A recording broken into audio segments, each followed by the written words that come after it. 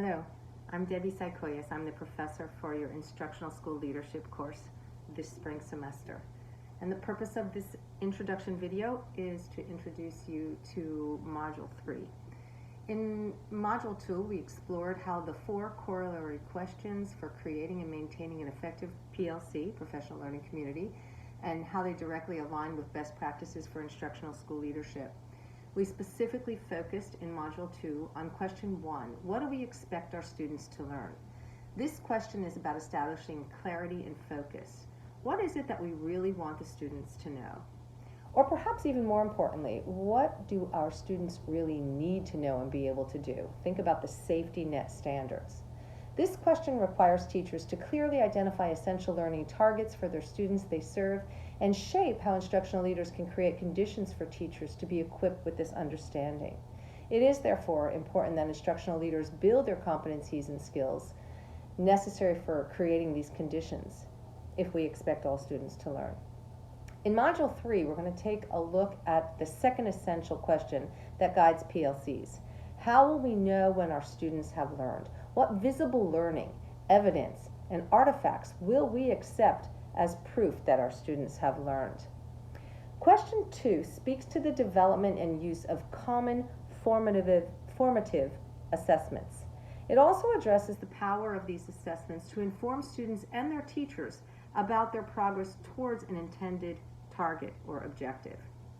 So once our expectations have been set, we will decide how to measure this learning.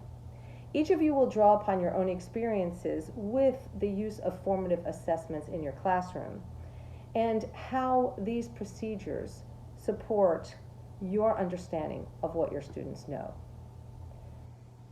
Our lesson objectives or our module objectives for module number 3, the students will be able to articulate the importance of formative assessment to teaching and learning. And number 2, the instructional leader's role in the development and cultivation of an assessment for learning culture. There are 3 assignments. Much like Module 2, the format is the same. Assignment 1 is the individual assignment, response to reading and video content. There are some articles in there for you to read. There's a video content for you to see. This is worth a total of 70 points. Within the last module, we reviewed the importance of teachers identifying priority standards. Question 2 will focus on how we measure those standards. And it is delineated with all of the questions that you're going to be asked to reply to in your individual assignment. Assignment 2 is your practicum with the principal interview. That's worth 2 hours toward your practicum log. I have included in this text the principal questions, the interview questions.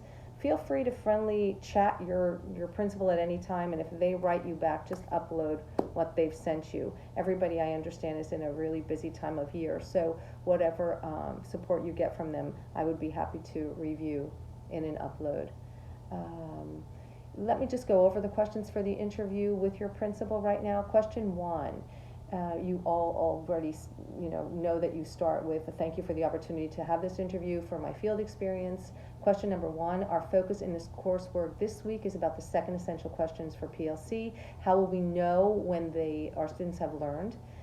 We've been reading about the importance and value of formative assessments. So if you will take a moment and share with me how this question would be answered collectively by your teachers. What might they say about how will we know if the students have learned? What resources would they refer to? Question 2 for the interview for your principal. Part of our reading emphasizes the value in student ownership of their learning, especially when they can recognize the following. A, where am I going? B, where am I now? And C, how can I close that gap? You're going to ask your principal if they can identify a classroom where you feel student ownership is at the high level in regards to the 3 questions just mentioned, and share with me what you see taking place in that classroom. Question 3 for your interview. When you are engaged in instructional leadership tasks of the job, such as professional learning and classroom observation and feedback, how much of this is focused on or aligned to the following essential question? How will we know when they have learned? How will we know when our students have learned? Please share examples. And then assignment 3 for module 3 is your discussion board worth 20 points. After completing your principal interview regarding the PLC essential question number 2, What can you identify as a strength and an area for growth for your specific school? Please make some connections back to the resources that you have reviewed with your readings and your videos. And please remember that one of the values of the discussion board is to learn collectively and collaboratively through discussions with your colleagues and your peers within your group. Your time and dedication to your learning is truly appreciated. I have enjoyed getting to know you and reading more about your PLCs in your school. If you have questions or comments about anything that we are working with in Module 3, please feel free to connect with me at any time. Wishing you well as you begin Module 3.